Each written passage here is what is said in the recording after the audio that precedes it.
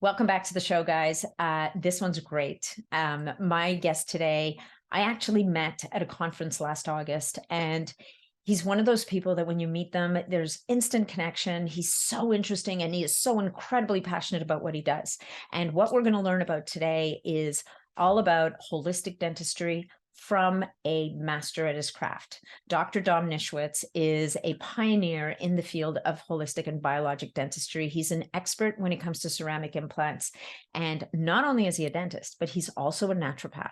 So what we have here is a practitioner who is bringing together two universes into one, and the way that he practices, which he explains in the show, and also gives great tips about things that you want to watch out for when you're having certain procedures done in your mouth are invaluable. I learned a ton speaking with him, and it's one of those things where I actually think, hey, if I needed certain procedures done, I might just hop on a plane to Germany to go see him, and I would not be alone. Dr. Dome sees a lot of international patients. Anyway, so if you want to connect with Dr. Dome after listening to this episode, you can find him on Instagram at Dr.Dome1. So Dr. Dome 1, that's his handle on Instagram, or you can go to the website, which is dnaesthetics.de, but use the link that's in the show notes, because the link in the show notes is going to take you to the English website, not the German website, unless you happen to be bilingual. That's it. If you're looking to connect with me, then you know that you can find me on my website, natniddam.com. That's where you can also learn about my new community on Mighty Networks called the BSP community. And that's where I do tons of live Q&As, bring in experts, do N of 1 experiments. It's a very vibrant community, a lot smaller than the big Facebook group, which of course is still around. So if you're a Facebook person, you can go to the Optimizing Superhuman Performance group on Facebook. But if you're looking to have a little bit more one-on-one time, or, many on one time, but more personal time with me, then Mighty Networks is the place to go. So I totally appreciate you guys. Thank you so much for being here. If you love this podcast and or this episode, number one, please leave us a review, because that's what allows us to get seen by more people. Number two, if there's anybody in your universe who you think would benefit from this episode, share it with them. Get the word out. This, again, is how we get seen and reach more people. So thank you again for being here. I totally appreciate you guys. Hey, folks, just a quick reminder that all of the information presented in this podcast is for information purposes only. No medical advice, no diagnosing, no treatments suggested here. Before you try anything that you hear about or learn about here, make sure that you check with your medical provider. Dr. Dom, it is a pleasure to have you here today. Thank you so much for making time in your busy schedule to talk with me. Thank you ever so much, Natalie, for having me. It's my pleasure. Yeah, well, we met, we were just talking about it. We met in Florida at another event we were both at in August. And one of those things where you have conversations with people and I'm like, you need to be on the podcast. We need to talk about this stuff. So I'm really excited for this conversation, because I think that, the connection between the mouth, dental, oral health, and the rest of the body, people kind of have heard little snippets about it here and there, but very often don't have enough information. And getting that kind of information from someone like you, who is a specialist in that area, but has gone beyond, dentistry and moved into this other space that is longevity and biohacking, and how the oral universe really impacts health and longevity, I think is a topic that doesn't get talked about enough. So I'm looking forward to this. Thank you. Yeah, true story. That's what we need to share here. So just out of curiosity, what got you interested in this? Like, did you always know that you were going to go beyond traditional dentistry, or how long were you a conventional dentist before all of a sudden you're like, wait a minute, there's something else happening here? Like, what tipped you off? Actually, it already started in university. So I didn't want to become a dentist in the first place. Anyways, I just studied it because it felt like a good thing to do, and I had no other ideas before. I just wanted to become a skateboard professional. That's it. So working didn't resonate with me a lot. But after the university, I just thought, okay, I'm very good with my hands. I'm very artistic. I can do fine things. Might work. My dad is a dentist too, but actually this was the point where I always said, okay, I'm not going to be like you, Dad, because you're only working. That can't be fun. So still did it, and I was very good with the hands. But in university, I was just missing something. I didn't know what it was, but straight after university, when you are having to do an assistancy or residency for 2 years, I did it as a surgeon because I wanted to learn surgery right from the start, oral surgery. And he was an amazing surgeon, but dental-wise, conventional dentistry, he was very old school. So he would still place amalgam fillings. And I learned amalgam fillings in university, but I also obviously learned composites and more aesthetically pleasing things. So I told him, I'm sorry, I cannot do amalgam fillings. I think they're just ugly. And in the back of my head, I knew that my dad wasn't doing amalgam fillings for 20 years already, but I didn't know why yet. So I had to find it. I had to research it because my boss said, okay, this crazy young dude just tells me what to do. So I opened up YouTube and the internet 20 years ago or 15 years ago, and I found heavy metals, detoxification, Dr. Dietrich Klinghardt, Joachim Mutter, amazing doctors talking about heavy metal intoxication connected to amalgam fillings and all these things. And because I was already optimizing my health parallel to university because of own health issues, it clicked, it connected, it was totally fitting to all the nutritional science, all the biochemistry, all the supplements, because it's basically functional medicine. So finally this universe opened for me, and I realized, oh wow, I was missing the part that I can help patients and not just repair them, which is a nice craftsman thing, but the missing part was my calling was to help people.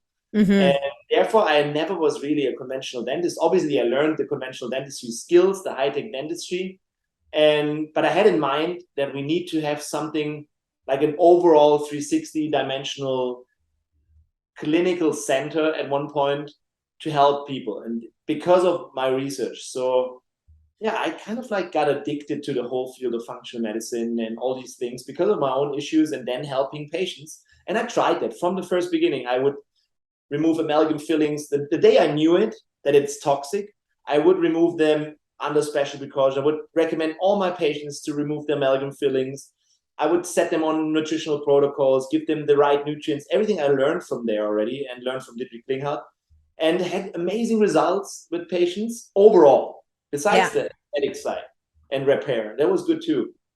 But also, there was a lot of things happened that I didn't know what to do with, where I was like not trained for. Like in conventional dentistry, you just trained, which is not bad. You train to drill, fill, and bill is what they say. But you basically drill, fill, and bill. Nice. That's what the general people think about dentists. Yeah. Oh, it's just a dentist. He doesn't know about health. That's how we are trained, and it's just different. So in conventional dentistry, you repair. Why? Want to have teeth for biting and maybe for the looks, and obviously for acute pain treatments. And yeah, and this really didn't cut it. But if you like start to detox people or help them, you obviously see a variety of symptoms approaching that you're not trained to. So I remember myself 15 years ago sitting in that chair. My boss told me, dude, what you did over the weekend with this detoxification, this patient was in the clinic, they puked, please leave that stuff. Don't do it anymore. And I was like, as a young doctor, not knowing so much, it's like, oh shit, doesn't feel good. But I had this call, and I was really thinking, oh, why do I not just drill a hole again and do a crown? But I had this calling. It means like, no, I'm going to find out why that is. I'm going to learn all these things. And I'm really going to help many people and start teaching this to the regular dentist. Took me quite a while, actually, to realize that the dental part is a huge missing piece, and that it was good that I studied dentistry. Because within that 5 years or more years, I was training neural therapy, injection techniques. Really, I did the whole functional medicine course. I became a naturopathic doctor on top of it. So I thought I'm going to be a functional medicine practitioner, or more like a consultant.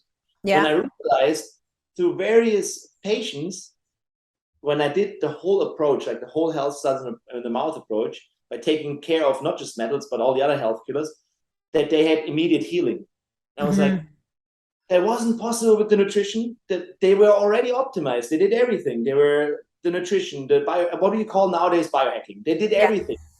But they were still not superhuman. I took out one root canal tooth, and overnight they could finally sleep. They didn't puke anymore. The chronic elbow pain was gone. And I was like, wow, I missed this part because I was so focused on all the other things in optimizing. But realizing the 80% that they can do in themselves, plus the part that is holding them back epigenetically, big time, 24/7 in their mouth, then it's 100%. And it's fast track and warp speed healing. Because if you combine it now, you really are going to be a health optimization expert, but just starting from the mouth. And this is why the biological dentistry concept is the overlap of high-tech dentistry. We still need that, unfortunately, to repair with functional medicine, whole body health, and let's say health optimization / biohacking, which is kind of like the same thing. And the goal is obviously optimal health. And we start in the mouth. So you could talk about testosterone optimization like everybody does, but I can bring in the angle why the mouth and the oral piece could be holding you back, even though you do everything you can, including peptides, including HRT, but you're still not superhuman, because this is the part nobody talks about. Yeah. And the oral, like you said at the beginning, like when we talked before, the oral health, or the oral cavity is kind of like a microcosm in this big cosm. You can see this, you can see the whole ecosystem with one glance in your mouth. But obviously you need to be trained a little bit more specifically. Like on top of the high-tech dentistry, you need software updates as a conventional dentist, or traditional. We have to fill in traditional knowledge gaps that a lot of the other health coaches already know. That's why with us, nutrition plays a huge role. I have our own food design concept, micronutrients, everything you learn, like even grounding, earthing, whatever you can do to help your body heal. But it's all about epigenetics. Genetics maybe loads the gun, but epigenetic pulls the trigger. Imagine you had dental work done. What is the most unnatural in your body? Metal in your mouth, a root canal to your tooth, or any sort of cavitation. This is ongoing stress 24/7. And you as a patient or as a client or whatever, you cannot biohack your way around it. It's just not possible. So what we do is to have to turn the clock back so that we make your mouth again like it's natural, like you came out of your mom. Okay, so let's dive into some of the different elements of oral health, like that really are connected to our systemic health, right? So things like the oral microbiome or gum health, or you mentioned cavitations a minute ago. So this whole issue of root canals and how people just have these festering kind of pockets of bacteria buried deep in their jaw that is ultimately driving, inflammation and immune, like I don't actually even know the specifics about it, but I know that cavitations are a massive issue. So, so that basically, I think there's 4 things, and I might be missing one. So one obviously is removing the metals. And I guess what your patients were going through were Herx reactions from the detoxification, if you're not able to kind of prepare them for that and even help them through it. So we've got the removal of metals. We've got gum health, which can be a massive issue. We've got the root canals. And then we've got this oral microbiome, which again, like this is something that people are just really starting to kind of get their heads around. So you can pick any order that you want, but maybe we can touch on the specifics of what people should be thinking about and what are the signs they should be looking for that says there's something going on here that they need to dig into. Yeah, maybe let's start with a question for the audience. You can just stand up if you see or hear it, or think you stood up. So on the Health Optimization Summit we talked about, I gave a speech, and this was an audience of 2,000 already optimized people. Yeah. In the 500 people in the audience. And I was asking three specific questions. First one, have you ever had any metal in your mouth? 33% of the room stood up. Stand up, please. Second question, who had a root canal? 66% of the room stood up. 66, Jesus. Yeah. Wow. Like it's almost 2/3 is now standing up. And my final question was, who had their wisdom teeth removed?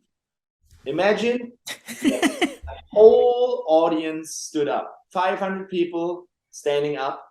Now it comes. They're standing up. Those are the 3 health killers that are the biggest enemy to optimal health you don't even know about. That's the problem. So they already know everything. They might even have a machine for 15,000 euros at home to vaporize anything in their nose, or inject peptides without any end. or take supplements a lot on a daily basis, but they haven't figured out that maybe the mouth is holding them back underneath, because it's all chronic inflammation, chronic infection, toxicity. And like you said, in my opinion, everybody talks about gut health. And where does your gut start? Right there. Yeah. Actually, it's the tube that starts from your mouth to the back door. Yeah. And obviously, the mouth is the entrance to your whole system, and you have an amazing immune system in there. And it's actually the most diversified microbiome in the whole body. It's like 10-fold or 4 to 10-fold than the one in your colon we always talk about. Really? So, yeah, why? Because you put stuff into your mouth. As a baby, you like basically stuff anything in your mouth for 3 years to build your immune system. So you have an amazing immune system. It's also part of your digestion. Your oral microbiome comes first, and because of the saliva production, you swallow tons of it, which then further goes into your stomach. So imagine you have a beautiful, healthy oral microbiome. You've grown all naturally. You've never seen a dentist, and you were breastfed. Your oral microbiome will be all natural. And now compare it to somebody who had metals in their mouth or has metals in their mouth, root canals, and cavitations. This microbiome, it couldn't be more dysbiotic. As soon as you have heavy metals in your mouth or have had them, candida and other fungi will grow. Especially mold in the US is big. I don't know about Canada.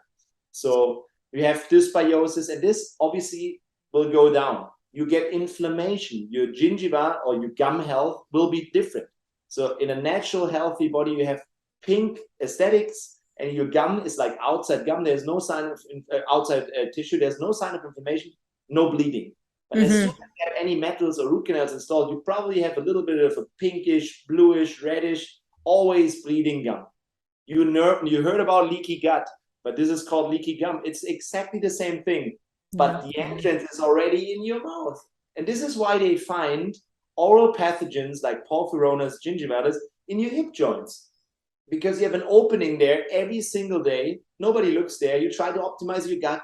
You take probiotics. You do everything.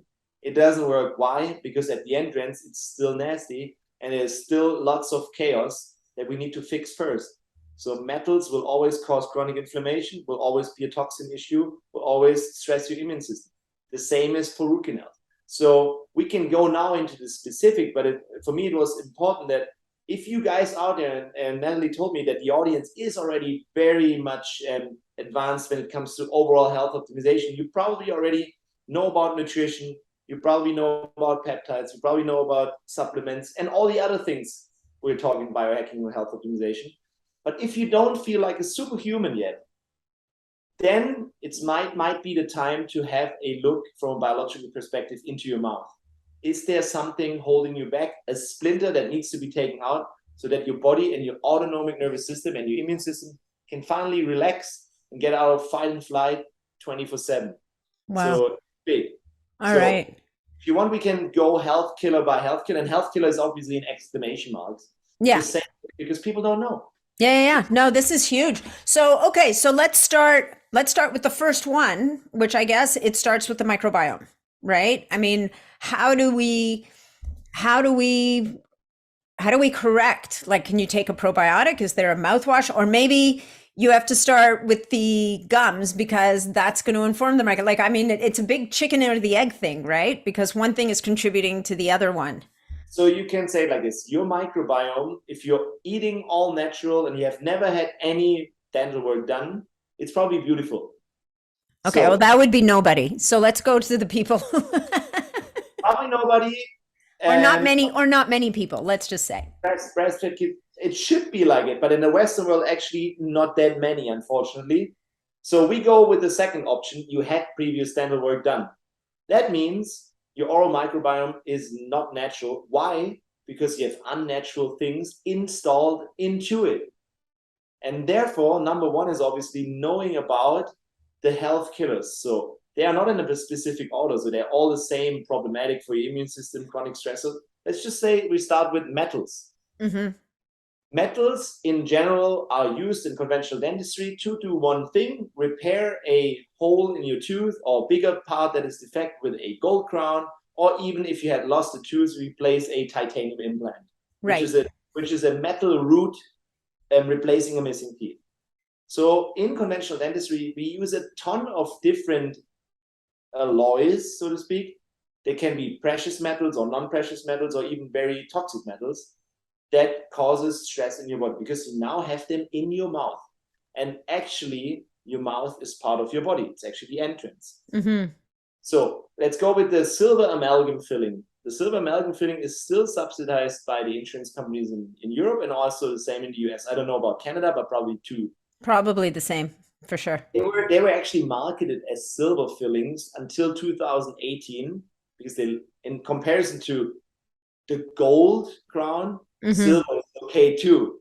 It has nothing to do with silver at all. It's 50% mercury. And now after 2018, they have to call them mercury amalgam fillings because that's what they are. They are a mix out of 50% mercury and other toxic metals or other heavy metals that are not functional in your body. They're not supposed to be in your body at all. And now if you understand, mercury is the most toxic non-radioactive element known to man. So it's actually the third most toxic element known to man. There's only plutonium and uranium above it.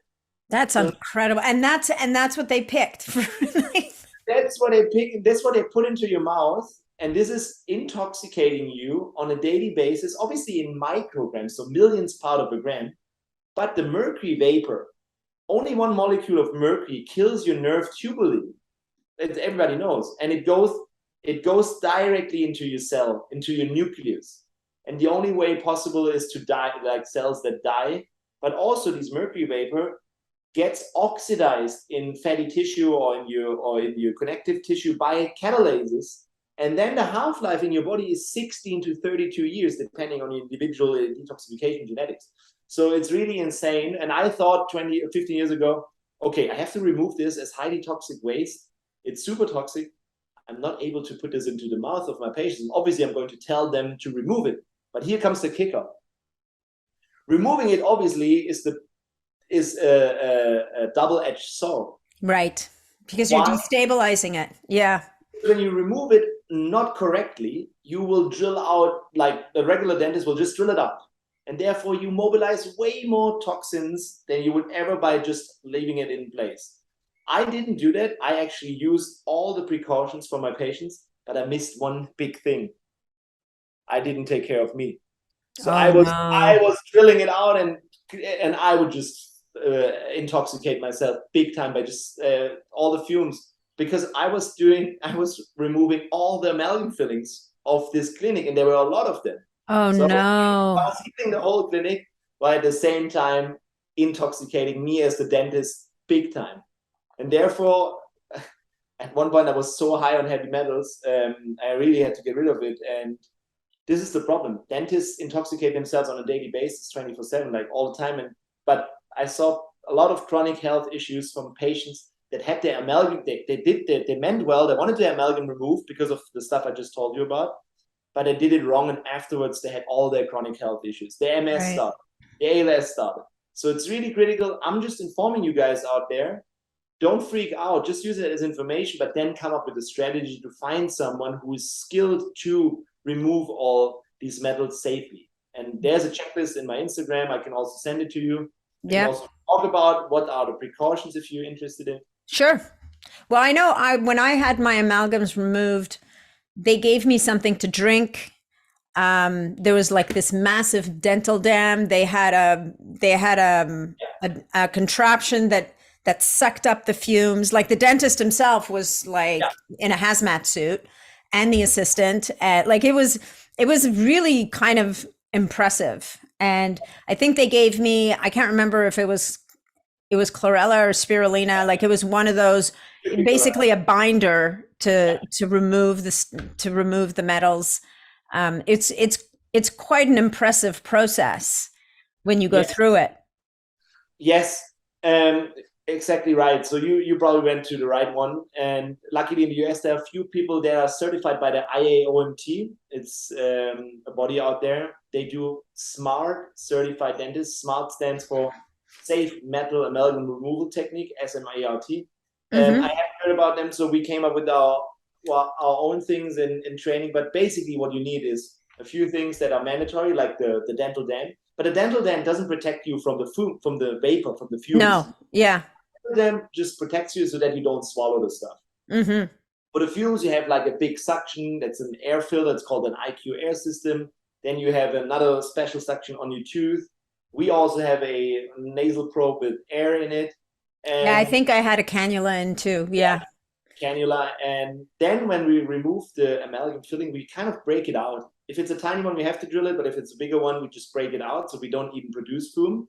And then when it's empty, we place chlorella paste into the tooth for about a few minutes to bind the leftover mercury particles from the dentin and then save it up. We also run IVs right next to it and always prepare our patients up front for the 4 weeks or 2 weeks with the right nutrition, supplementation protocols, and tons of binders. But the IV is mainly there to modulate the immune system so you don't get allergic from it. And therefore, we plan removing the metals. We can go about how we do it later, but just that you know, it's really straightforward because we always plan the whole mouth metal free, no titanium implants, no any sort of metal, no root canals, and replace them with ceramic implants, no cavitation. It's kind of like a 360 health starts in your mouth concept. In order to do so, because people fly in from all over the world, we have to make sure that it's prepared, because I don't want to catch you in hibernation mode. I want to have you fully boosted so that you really heal. And when you see us for a health optimization week, then we do everything all in one. Like if you, for example, had a root canal here, I will take that out, clean everything, use the ozone, peptide, whatever you want to know, and then place a ceramic implant to just stabilize it. So ceramic is the option to titanium. Yes, titanium is another metal. So metal has toxicity problems. We already talked about the mercury. That's toxic. You can also become allergic to it. So that's a double whammy. Then whenever you fume out mercury, your immune system will kick in with any sort of reaction. Sure. It could be immediate or long term. Then always it's an inflammatory product. So any metal, even gold or palladium or nickel or all the other alloys, will be putting your immune system on stress, especially titanium. You can become sensitive. It's called titanium, not allergies, titanium sensitivity or sensibility. You can have that tested. But even if you're not having any problems with toxins, which I doubt, or your immune system is so fine it can tolerate everything, the third component for metals is always, it is an antenna. We are living in a world full of 3G, 4G, 5G, Wi-Fi. This is going to amplify every electromagnetic frequency that comes onto you. So, and therefore, if you understand that your body is actually electric, it's kind of like a battery in itself, you will totally wreak havoc with your whole nervous system. So your body electric will change. And there are people becoming more and more electro-hypersensitivity. That's what it's called. And because of it, there's also studies showing if you have a phone call, it's from 2008, if you have a phone call with your cell phone, and usually the waves go from the tower to the phone and back. If you have any sort of metal, especially amalgam, you fumes double or even more. If you if you have a titanium implant in your jaw, what happens if you have a phone call? It heats up about 4 degrees with 5G. That means the whole bone around it just melts and builds another cavitation. So really nasty stuff we're seeing on a daily basis. So metals, toxicity, immune system, and antenna. So in my opinion, there should be no metal in your body. And at this point of time, it was different 30 years ago, but we didn't have cell phone towers every 2 meters. So what do you, I mean, this is completely off topic, but what do you say to someone who's had like a hip replacement who has a metal hip? I mean, this is completely off topic, but have you thought about that at all? Like, sure, I have a lot of patients. So obviously the removal of metals from your teeth and even titanium implants from your jawbone, just from a surgical perspective, in comparison to a huge hip joint, is like a minimal invasive procedure. So what I would do with somebody who has a hip joint, I would not tell him remove it unless I know that he's super allergic to it and he suffers from chronic health issues. Then he might need to, because otherwise it costs his health. But what I would do, I would work on the 80% to make sure that my house is like shielded, to have all the antioxidants, to be on binders on a daily basis, to basically have all the other things 100%, in order to make sure that your immune system, your nervous system, and your system is compensating as much as possible. So make everything as natural as possible, and then compensate this one unnatural thing and I believe you might be good, and it's not as invasive as doing a surgery. But there are people that need to replace it, unfortunately. And what is the option in a hip? Can they do a ceramic hip? I think partially, at least. Yeah. So if you have seen like metallosis in your jaw, in your hip, like have you seen that? How a hip, sometimes they have to replace it, and you see, like mostly, can you imagine how it is? You have this bone from your what is that? The femur.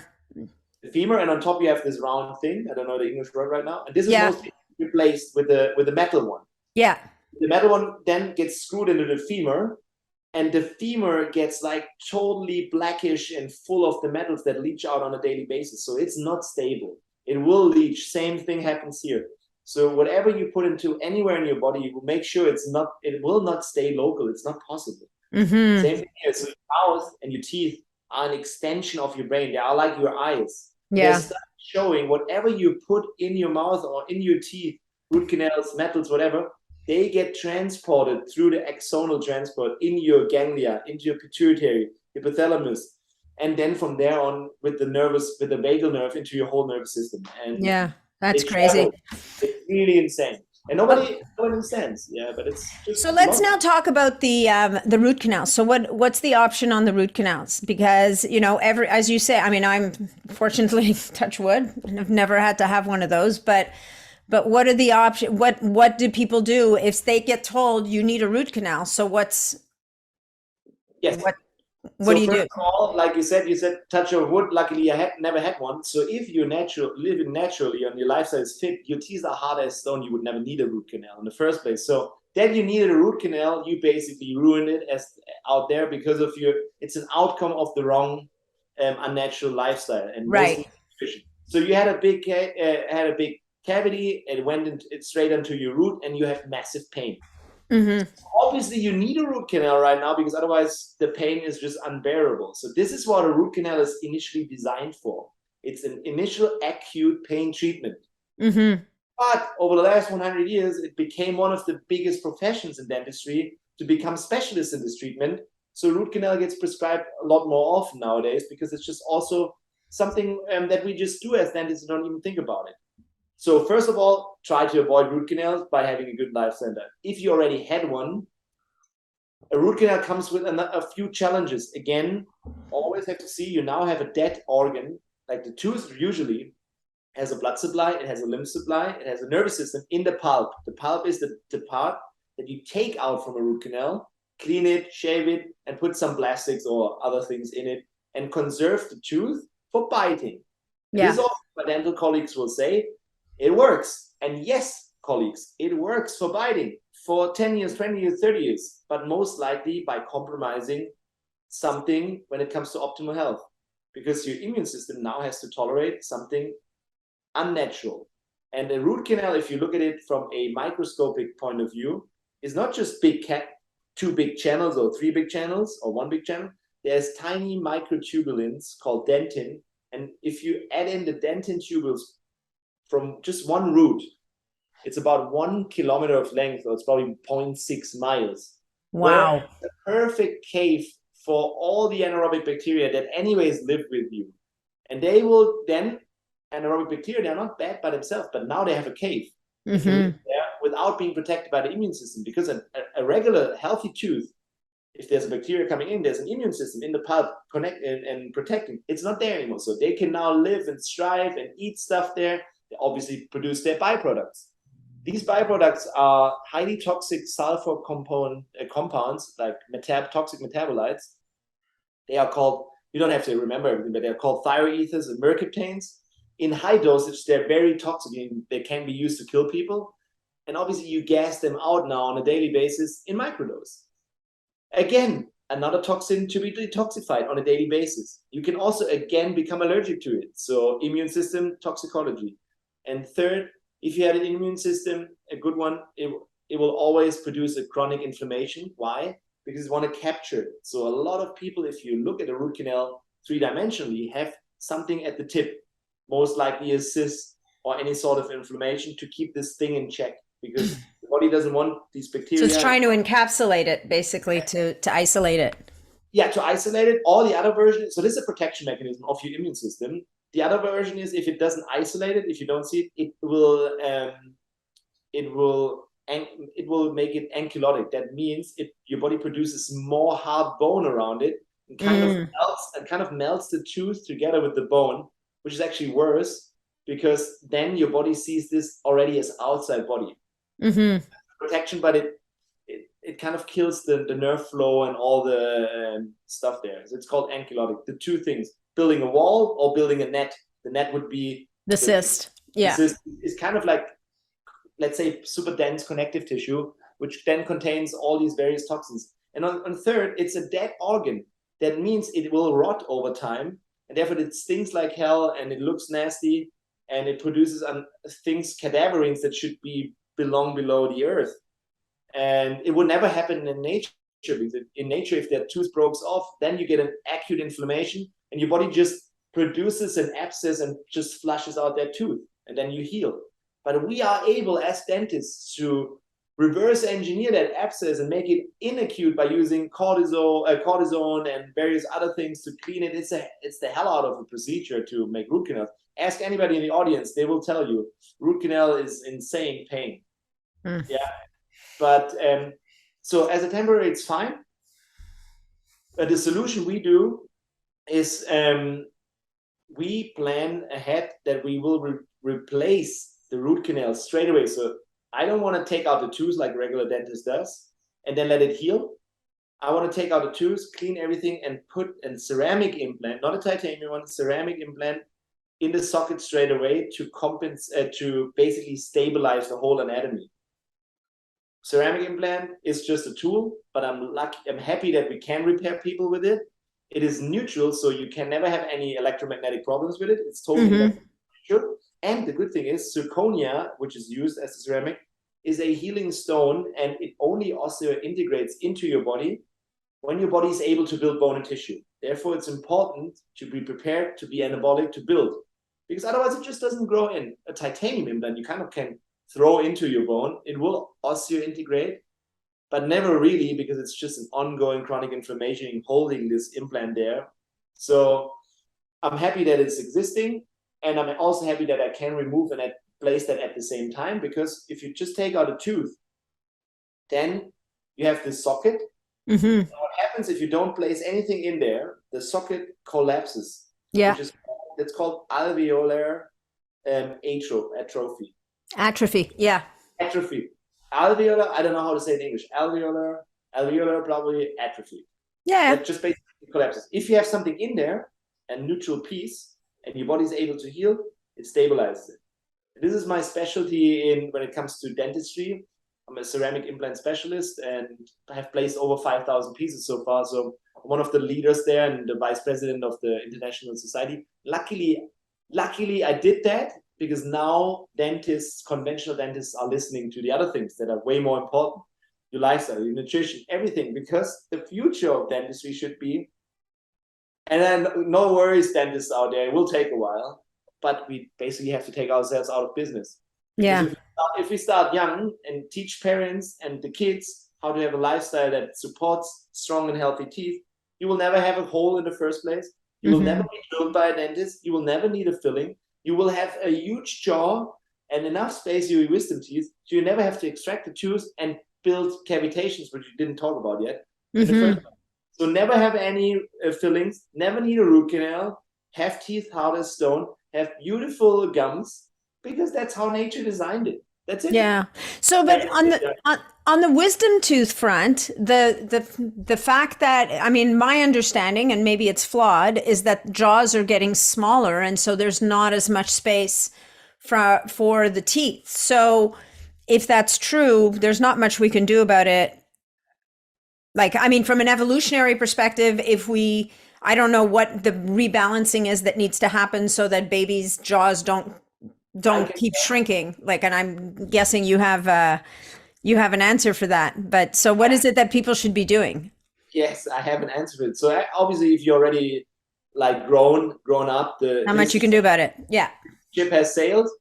But that's why I said, I'm a dad, and so for all the parents out there, we have the chance to do this for our kids or future babies, because nature has it right. So we just have to see what are we doing from the beginning when we go to Earth. So the trick will be to start breastfeeding again, to eat the right nutrients, because obviously we are living in a let's say de-evolution, if you say, or like our health span declines.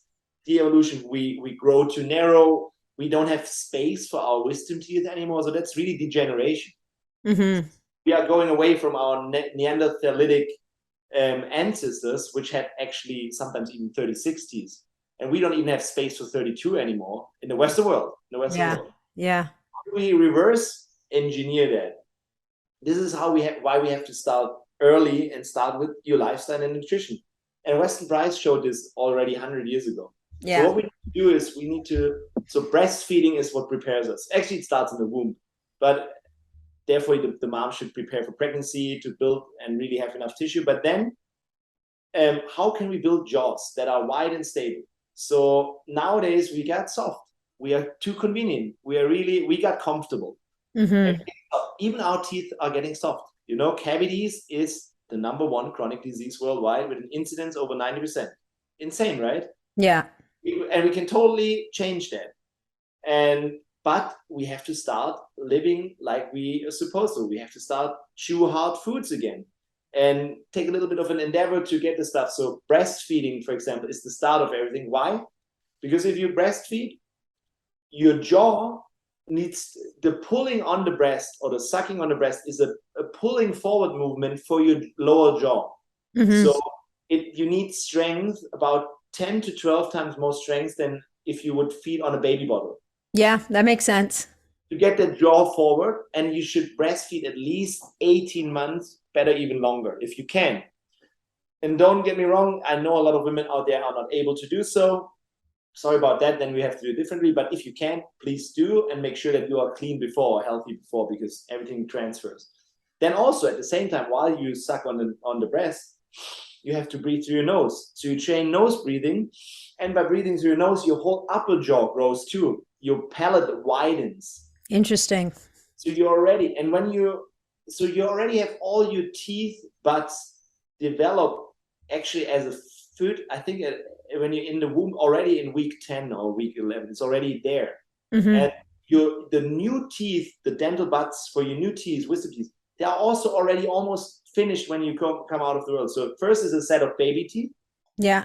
They have already wide space.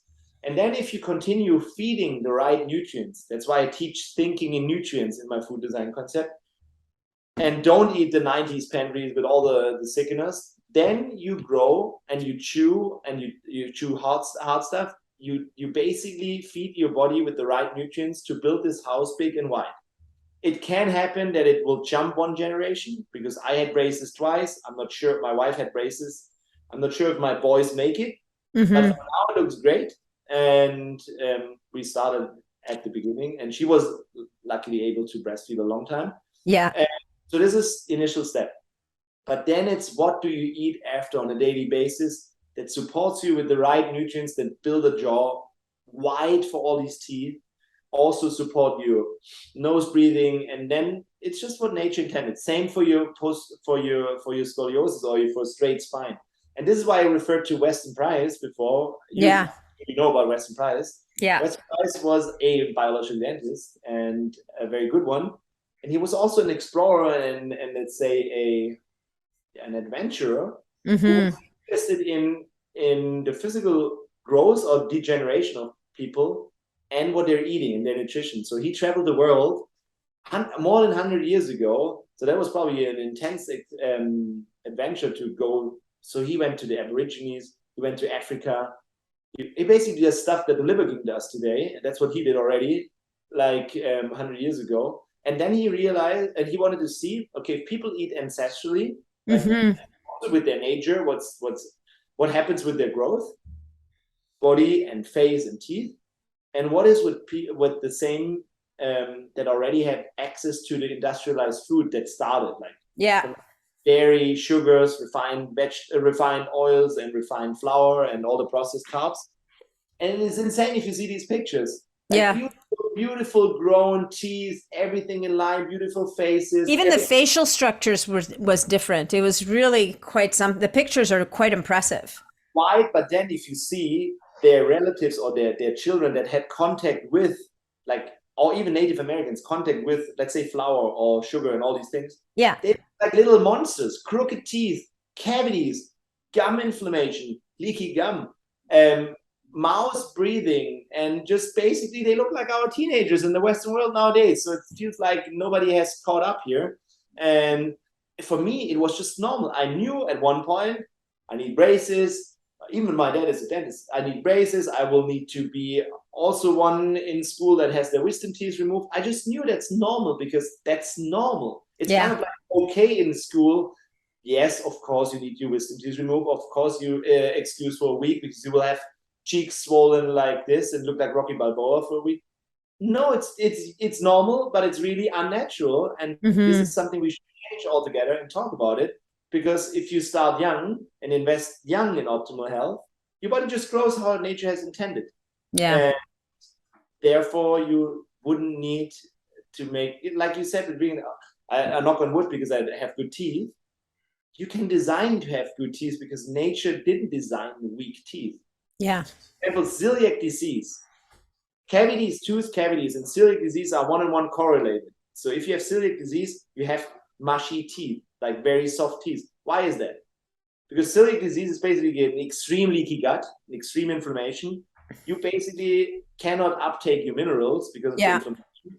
And then your teeth, which are a depot for minerals, are just mushy and soft teeth. So, but what about people with non-celiac gluten hypersensitivity? Like almost everybody. They also have the same problem because all the grains chelate your minerals and you don't have it for building teeth. And same with all the insulin. So it's really important. And vitamin D3 would be another key marker if kids already have cavities. D3 and cavities. D3, K2, obviously, and magnesium and minerals, and gluten intolerance. So if anybody shows me or sends me pictures of people with tooth decay for baby teeth, and they say, I'm cleaning twice a day, and then I'm always suspecting vitamin D3 deficiency and gluten intolerance. I actually have one case. I just gave her a 5-minute message on Instagram. A beautiful little child with her problem was chronic inflammation of the skin. I think it was kind of like a psoriasis or skin. So that itches everywhere. And obviously the doctors don't know what to do, but give her cortisone cream. Yeah, which is a nightmare. And obviously then they will start, if that doesn't work, they will give you orals and give you interferons and all these things. And this mom found me on Instagram and just texted me with a random question about, and I said, okay, what about her teeth? And she said, yeah, she has a lot of cavities. And I said, okay, just eat this way, just do this and take these supplements. And you can see the pictures. Within like 6 weeks, she's back to normal. I just had a So what's this way? So what did you recommend to mom? I gave her my food design concept, but basically said, okay, you have to be 100% strict right now because we want to heal something. So therefore, we don't want to lose health in the first place. That's step one in the food design concept. I have a chart, which is a red chart. Basically what you should not eat or avoid 100% because it costs health. Yeah. Most pro-inflammatory foods, gluten-containing grains or grains in general, maybe. Then conventional dairy, sugar, that like every dentist will tell you sugar, but also refined vegetable oils. So I told you to be 100% consequent with this.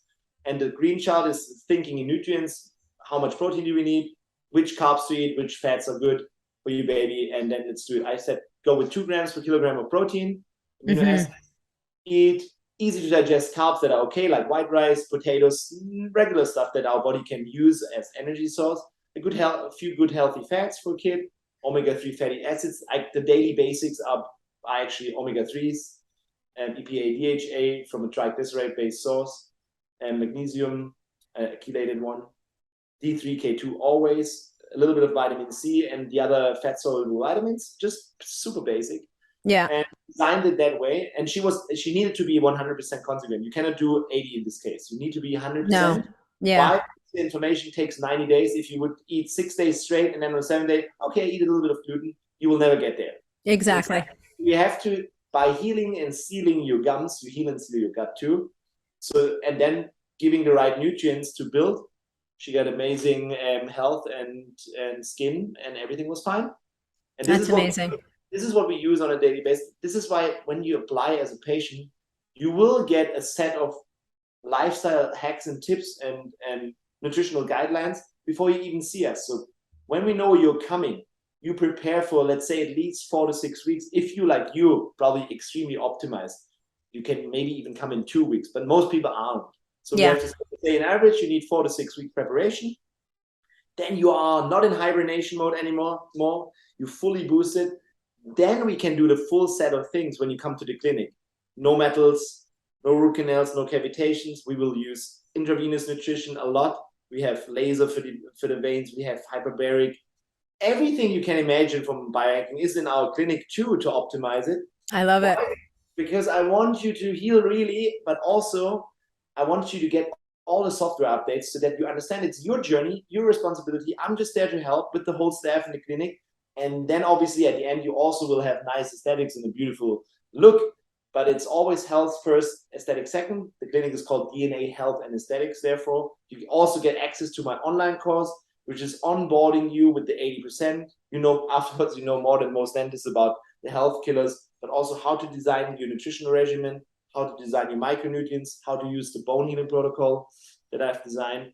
And then when you come in and see us, we are all just there to help you even get better on your journey to optimal health and get as much out of it as possible. It's always body, mind, spirit. Every level is included. Energy, even, every trauma in your mouth also has stored unresolved trauma. So it's all been taken care of so that you're going to be a different person. I'll take out all the chronic interference, the fight and flights, and the goal is to get you from stress, from a sympathetic nervous system into yin, into parasympathetic, by taking out the oropharynx, plus doing all the other things. I love it. You can really heal. And then I see you again in 6 months, and then it's good. That's why patients come in for the last 10 years. They fly in from all over the world anyways. And it's so funny. If I have somebody who's coming from an hour away, like from Germany, I'm like, oh wow, finally there's somebody from Germany. A local. A local from town is so rare. It's even insane that they see me as competitor here, because I'm just doing the total opposite. Yeah, no kidding. So for someone who's had a root canal, what should they be doing? Like, they need to be finding a biological dentist who's trained in going, like, you kind of have to go back in and readdress that whole microenvironment, right? So what we do is you have to work on the strategy first. So therefore, when you apply as a patient, it doesn't matter where you're coming from, because you have to see this as your health journey. You send in your current panoramic X-ray, which is a 2-dimensional X-ray. Yeah. And we take the time and make you a preliminary treatment plan where we draw into that picture and tell you exactly, okay, here's a root canal. We will replace it with a ceramic implant. There's a cavitation, there's some metals, and this is the final outcome. Here are video clips to look, and this is how it made the price estimate, and this is what we need to do. So exactly. The problem is I have not too many dentists trained all over the world yet that I'm comfortable that they know the full approach. I have a couple of them that I think, okay, the high-tech dentistry part is at least covered, but look into somebody, if you decide to take out a root canal, whatever, and there is any dentist who can place a ceramic implant, this is, again, the best option. Never do any titanium implant. Okay. Please leave the root canal, because it makes no sense to invest any cent in a titanium counterpart, because it's the same inflammation, TNF-alpha, interleukin-6, ongoing chronic cytokine inflammation, and on top it's another metal, which is an antenna. So don't do any titanium implant. If you have titanium implants, I'll take it out and place a ceramic implant straight away. That's the specialty. So obviously not everybody can come see us, but that's therefore I'm working on training.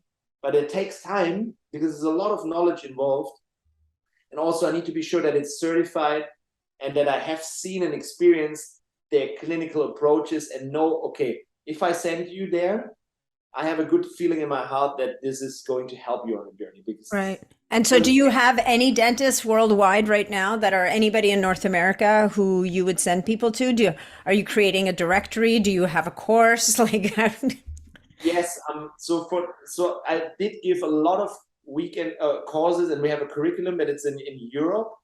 But because there are many dentists, luckily they're coming, the young and wild dentists like myself are coming now. Yeah. There are, a lot of them are asking, can you train us, or can we learn it somewhat? So I'm working on different structures. I have an kind of like an onboarding course for the whole concept. Yeah. So that an overview. This one is existing already. I maybe send you the link. It is for dentists. It is for dentists. It is for patients. It is for staff. It is the overall view.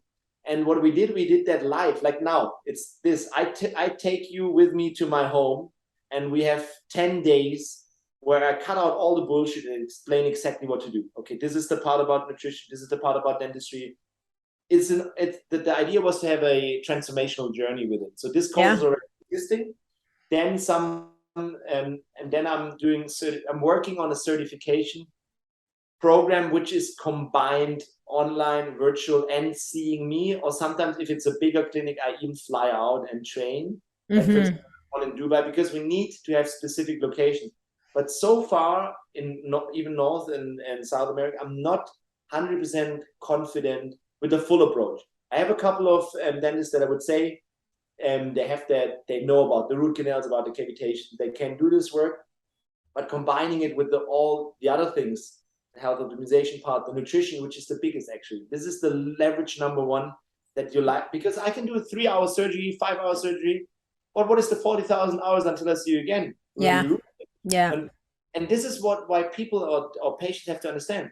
I give my best, but you take responsibility for your life, and I'll help you to become the architect of your health and help you with the best I can, but you also have to give and do these things. Then I'm more your coach and train you to get there, and then we make yourself young again and optimize it. So you're always welcome to come see us or send DMs. But I'm actually working on it so that it doesn't make sense that it's well, you're one guy. You can only see so many people, right? I actually calculated this once, and I said, okay, if I would be the only guy doing this, I might be able to do 30,000 surgeries in my lifetime. Makes no impact at all. Well, it does to 30,000 people, but it's not. Yeah, that's fine. But if you want to, my idea was I changed the way how dentistry and medicine is done to really do a new perspective to it. And therefore, if we train 1,000 dentists or other healthcare practitioners, because it's also important that you know it, everybody should know it about health, that mouth is a big part. Yeah. In the course, you learn as a client, as a dentist, as a practitioner, you learn how to diagnose your mouth. You know more than every dentist. You know already, okay, wow, I see an x-ray, there's my root canals. You have bigger knowledge. And then you can work on a strategy, and then we can work on training dentists, associates, because if we train 1,000 dentists that would do 30,000 surgeries, then it's already a lot, right? And I said it on the Health Optimization Summit, I'm going to help at least 1 million patients or people, or even more. And this is why I love to meet and connect with like-minded people like you, Natalie, and all the other wolves out there that are spreading health, because people are suffering. Yeah. If you type in mental health or whatever on a daily basis, 40 million views. So they are not healthy. And even though if you do everything right correctly and you're not superhuman, now it's time to see if there's something in your mouth. So maybe I give you the link to the course that might be interesting. Sure. Maybe you can also send you one to just check it out. I would love it. I would love it. I mean, I'm guessing on the nutrition front, it's like a Weston A. Price approach, which is sort of paleo-ish, kind of like it's focusing on, the healthy proteins like the meat, chicken, fish, the healthy fats, get your carbs from your vegetables, mostly, maybe a little bit of fruit. Depends. So it's like this in an 80-20 approach. Yeah. Beforehand, yes. It goes in, there is all sorts of things included. And there's Weston A. Price, obviously, paleo, autoimmune paleo, everything you can imagine I did for 20 years is included in there. Yeah. But when you come see us and I have more data, for example, you're wearing an Oura ring. Yeah. I will know your HRV. I will know if you're sympathetic dominant. I will know if you're parasympathetic. And then I can individualize it and I can tell you, okay, keto is not for you. Yeah. Don't fast right now. Please use these strategies intelligently, and then you know exactly what to do. So for example, what is your average heart rate variability? Do you know your average heart rate at night? Well, now's not a good time to ask me because I'm just getting over something. So it's been kind of crappy. But Say for the last 3 months in a row, like the last yeah, 6 months. probably, I was probably around 60, 70, something like that. So that means you're balanced body type. Or mesomorph balanced body type. That means you probably are good with both. Yeah, you can do energy source fats and carbs. But let's say a lot of patients coming in having HRV of 22, 30, below 40-ish. Those people are sympathetic dominant. It could be because they had so much ongoing stress and they are not their nature anymore. Still, I would know, okay, sympathetic dominant, I would need to put them on a more plant-based diet and give them more healthy carbohydrates. I would never give them a keto approach. It would just kill them. Interesting. And then I would see people that have like an average of 80 to 120 or even more HRV. They are parasympathetic dominant. And now here's the kicker. So a parasympathetic dominant, if you see it from body typing, would more be an endomorph person, people that are building mass quite easily, either muscle or fat. I compare it to a truck. They would be the truck. They only need 6 liters on 100 kilometers, but diesel. Yeah. Whereas the sympathetic person needs 25 liters of fast-acting fuel, like carbs. They need potatoes, rice, whatever. Otherwise, they die. They're ectomorphs. So, but you can also become too parasympathetic. Why? Yeah. Because of ongoing chronic stress. And then I have to see, is this person so parasympathetic because it's a sign of not being healthy? Then I have to feed her a carnivore-ish diet. Because if I would give more parasympathetic stuff like plant-based is, like more healthy carbohydrates, more starches, she will get more parasympathetic and even lose more drive. So these people tend to do well on carnivore-ish diets, like all meat-based or even a paleo, maybe not paleo, but maybe a very low-carb approach. I have to individualize this when I see you. Yeah. It's super easy. So this is just a ton of knowledge that you need to know how to fine-tune things. But the 80-20 nutrition is, like you said, it's a combination out of everything. It's just pure logic, It's basic.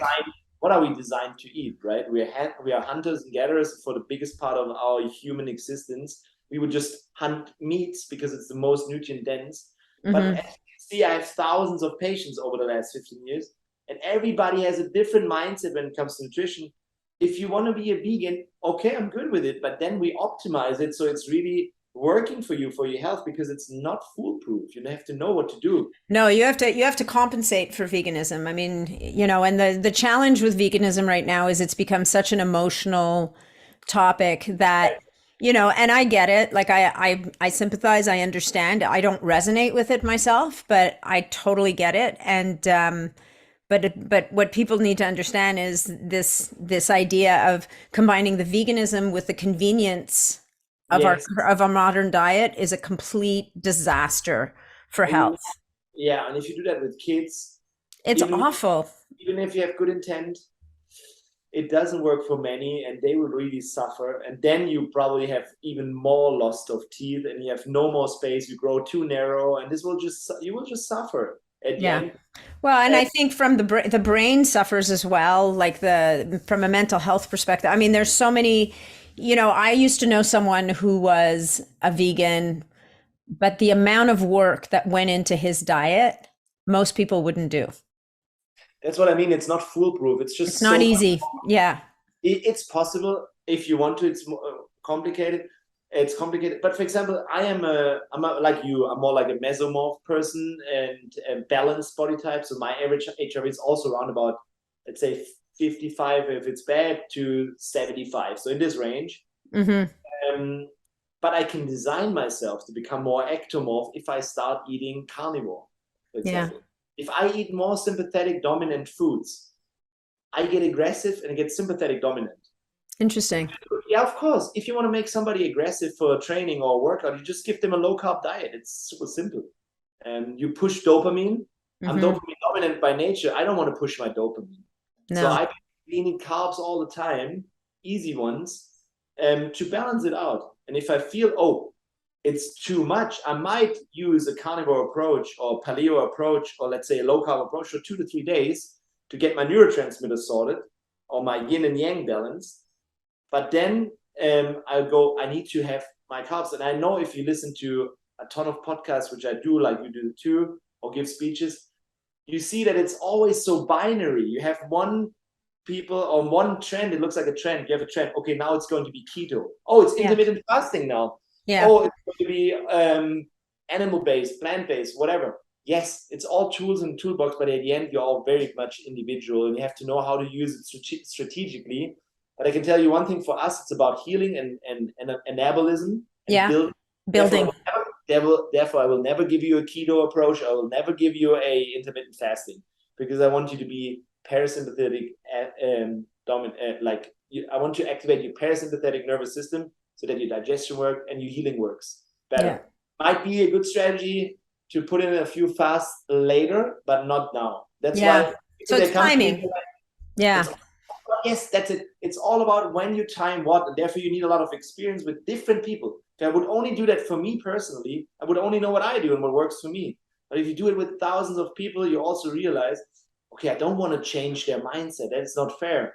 If they love to be a vegan, I maybe challenge you, but I don't say you can't do it, because it's wrong. It's not correct. I'm not you. But I can tell you, and that's why I think thinking in nutrients goes above all the mindsets.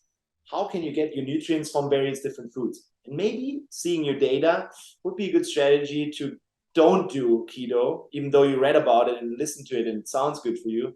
Maybe it's not the best strategy. It will make you even more aggressive, will stress you even more. And yes, you will feel good on intermittent fasting because you're already an adrenaline junkie, and it will give you more adrenaline, no more cortisol, but it will kill your adrenals over time, and you don't heal and you don't recover, and you just be more miserable. So it's all connected to neurotransmitters, health, and it's like an overall concept. But like I said, health starts in your mouth. Yeah. You're optimizing your health starting from the mouth. That's it. Yeah, no, I love it. And, the whole issue of the oral microbiome kind of goes away when you've optimized nutrition and balanced it out. That's how you build that microbiome. Yes, but also have to see at one point if there's still health killers installed. Oh yeah, no, quite apart from the mercury and the assaults, right? So you've got the assaults, like the unhealthy gums and the let's say your epigenetic stressors that your dentist put in there to help you biting, they are maybe the splinter that is holding you back and putting you into fight and flight 24/7. You don't even know about it. That's what I mean. Optimize whatever you can, obviously, and if you still are chronic fatigue, have skin issues, cannot sleep, your deep sleep is down, your testosterone is not where it should be, even though you're on HRT already, which you should never do before you have your mercury out and your metals out. Right. Then it's time to start thinking about the mouse. That's why that's what the teaching is.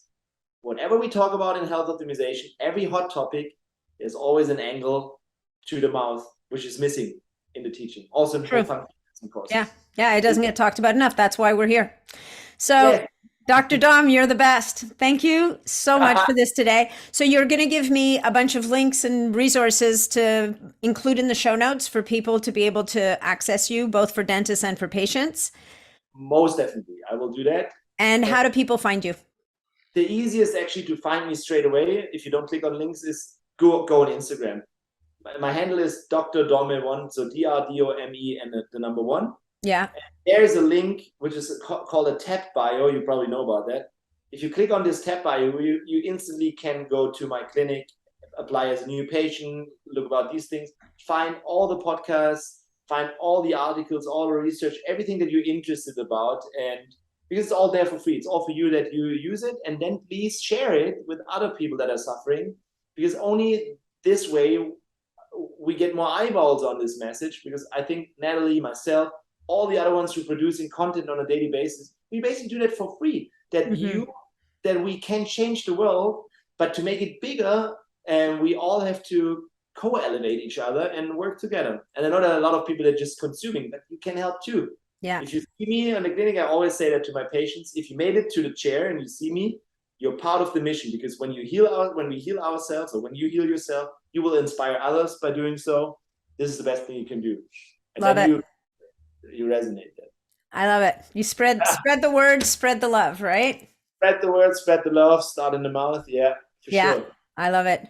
Well, Dr. Dom, thank you so much for agreeing to be here today. This has been Amazing. We didn't even get to talk this much when we met, so I'm super stoked. I'm really looking forward to seeing the program. Maybe I'll come out and visit you sometime in the south of Germany. Of course, you are always welcome. Please come, come. Yeah, for sure. All right. We will see us soon, I'm sure. Absolutely. All right. Thank you so much. Thank you so much, Natalie.